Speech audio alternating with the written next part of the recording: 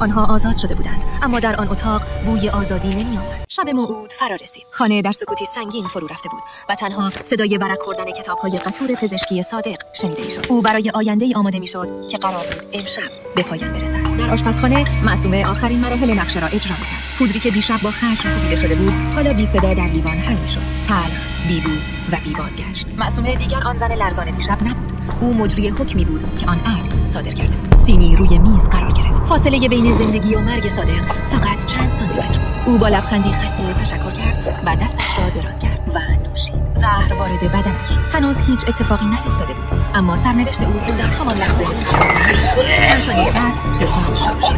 ناگهان نفسش به شماره افتاد. انگار دستی نامرئی کلیش را فشار می‌داد. سعی کرد بلند شود، اما بدنش دیگر از فرمان نمی‌بود. دنیای مغرورش داشت دور سرش میچرخید. روی زمین افتاد. در آخرین لحظات هوشیاری وقتی داشت در دریای درد غرق میشد، سرش را بالا آورد و وحشتناکترین تصویر زندگیش را دید. آن بالا دو زن ایستاده بودند، معصومه و شیدا. نه مثل دو دوست نگران، بلکه مثل دو فرشته مرگ، سرد، آرام و متحد. در آن آخرین نگاه صادق همه چیز را فهمید. دردی که میکشید درد خیانت بود، نه فقط زن. تصویری که در دوربین ثبت شده بود حالا به واقعیت پیوسته بود و تمام شد. سکوت دوباره به خانه برگشت، اما این بار سکوتی ابدی بود. آنها آزاد شده بودند، اما در آن اتاق بوی آزادی نمی آمد، بوی خون می آمد.